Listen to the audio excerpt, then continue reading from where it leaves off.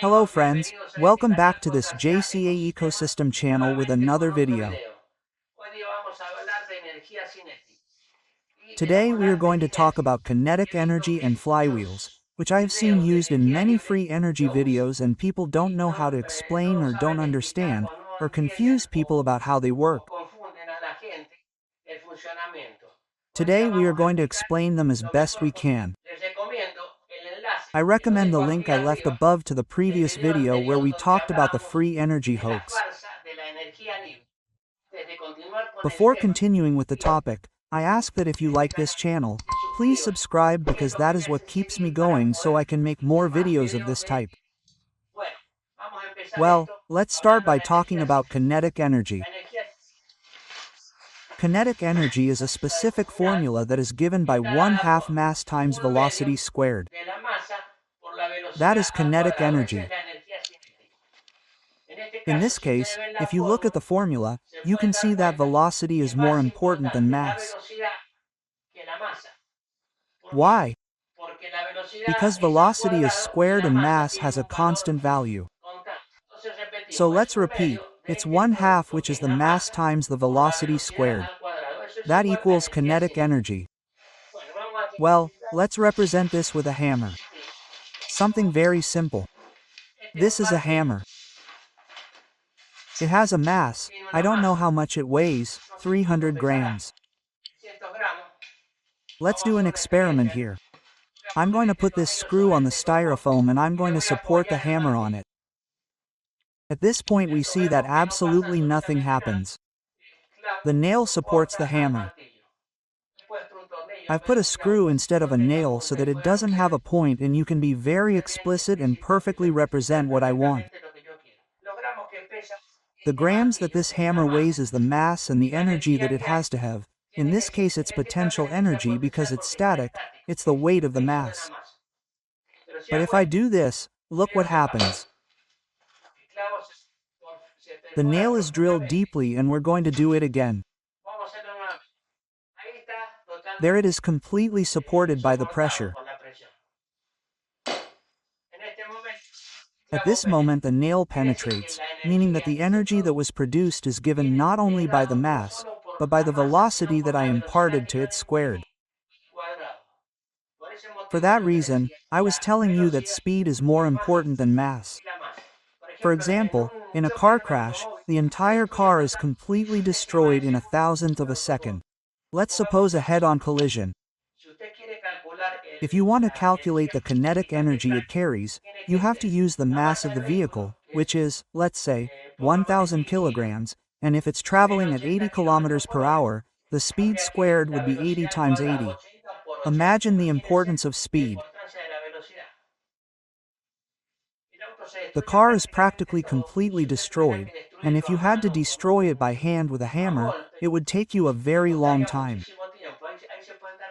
There you can see the amount of energy dissipated in that instant, because the energy carried by the vehicle has to be dissipated immediately in 1/1000th of a second when there's a crash and an obstruction, a tree, something that stops it violently.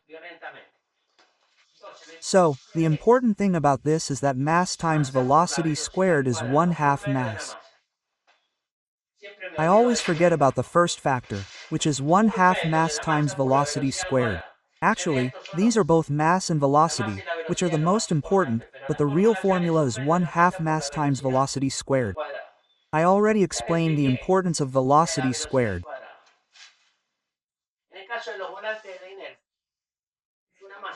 In the case of flywheels, it's a mass that's spinning, and it's as if we had this hammer, and we're putting successive hammers on a center. What are we going to get? A flywheel. Now I'm going to draw it.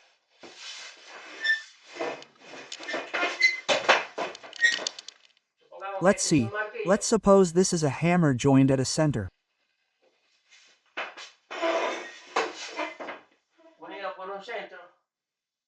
Here comes the other hammer. Here comes the other one. Here comes the other one. Here comes the other one.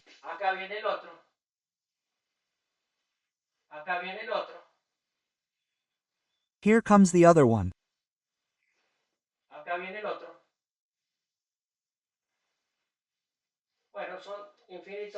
Well, there are infinite hammers until we complete the entire circumference.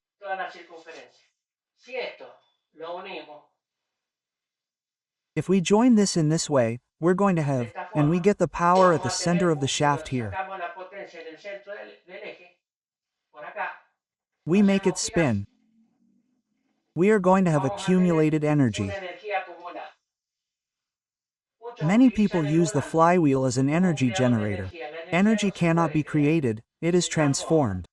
Now let's go back to engines. In the case of old engines, I have an engine here that is quite old, but to represent the old engines where flywheels were used the most.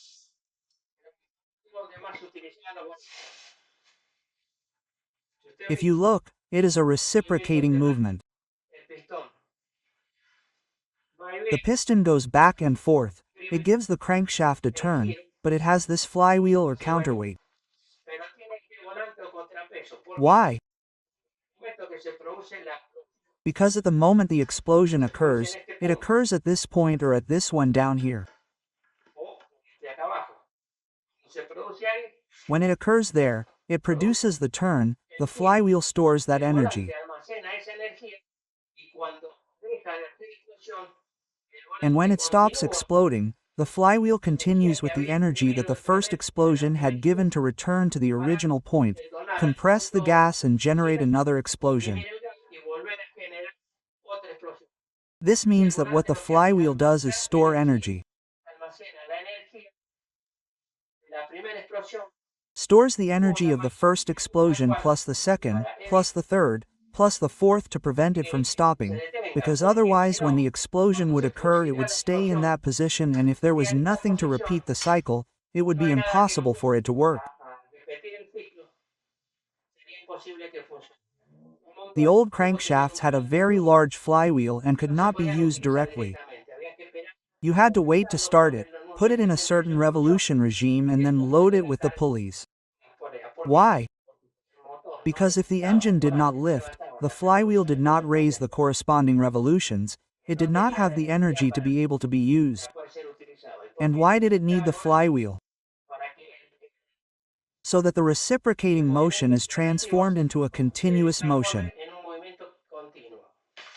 Here we have another crankshaft. This is a motorcycle crankshaft. It has the same effect, but if it did not have a flywheel at this end, the cycle could not be repeated. Let's go to the board.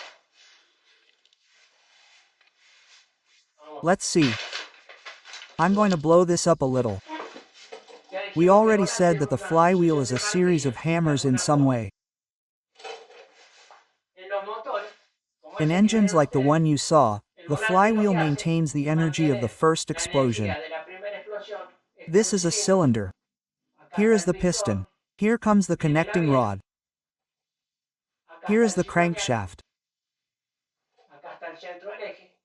Here is the center of the shaft, and this rotates according to the explosion. In order for the energy to continue rotating, a flywheel is made, where the mass appears times the speed squared. What does that mean? The weight of the flywheel is essential because it will absorb part of the energy of the explosion so that the cycle continues until the next explosion.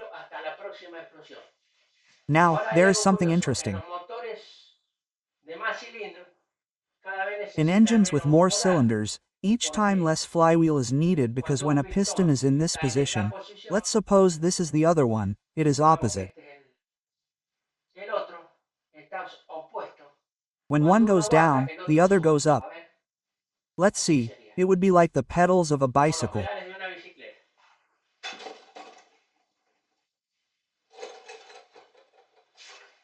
So, the cycle is more continuous than one piston, and here is the other one. And if we put more pistons, we are talking about an engine, right? The following happens. Less and less flywheel because the energy of one piston produces part of the rotation, the other part, and the other part. In aircraft engines, for example, a flywheel was a problem because it is very heavy and you know that an aircraft has to be light. So what did they do? Radial engines. You will see why I explain all this later. Radial engines have a single crankshaft, a single journal and up to 16 pistons and cylinders or more.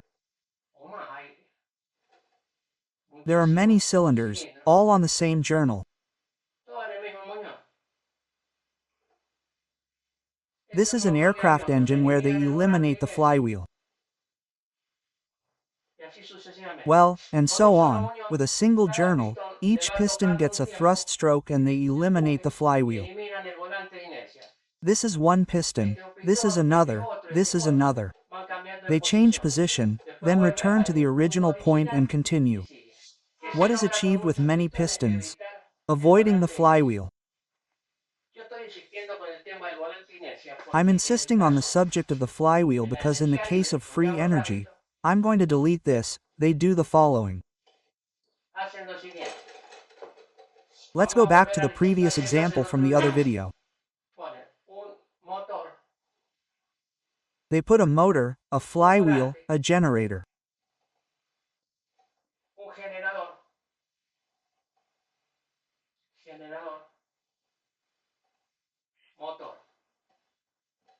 Generator, motor, generator, and they connect them here.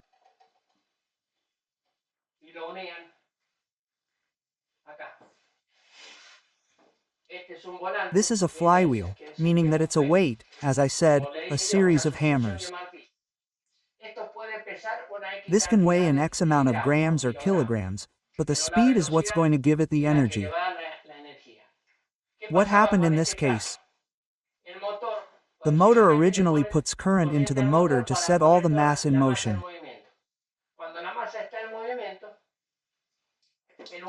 When the mass is in motion, what the flywheel does is store part of the energy that we apply here. And then, when the current is cut off and the generator is connected, the energy that appears is not what the motor makes the generator run, because it runs for a couple of minutes or seconds, but it's the energy that we store in the flywheel due to the revolutions that were applied to it at the beginning.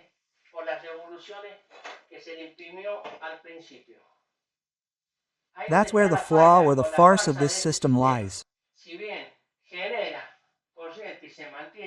Although it generates current and keeps running for a while, which is usually short, it is exclusively the energy that the flywheel stored during the initial charging period. Then it returns it to you. As happened in this case, the piston uses a significant amount of energy when burning the fuel. Here, it uses energy.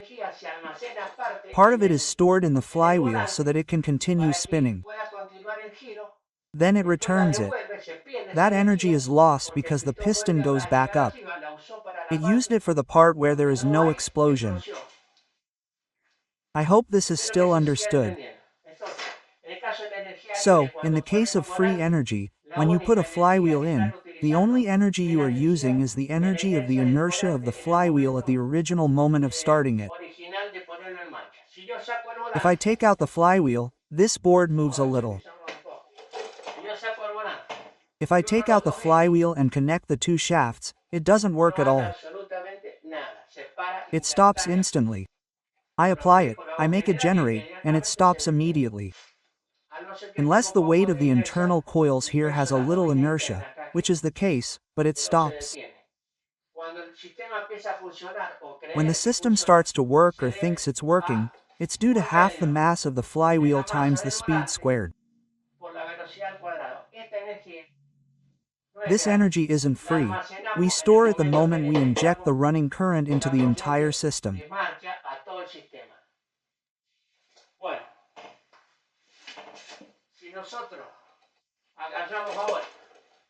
Well, if we now grab one of those friction-operated toy cars, let's suppose this is a friction-operated car,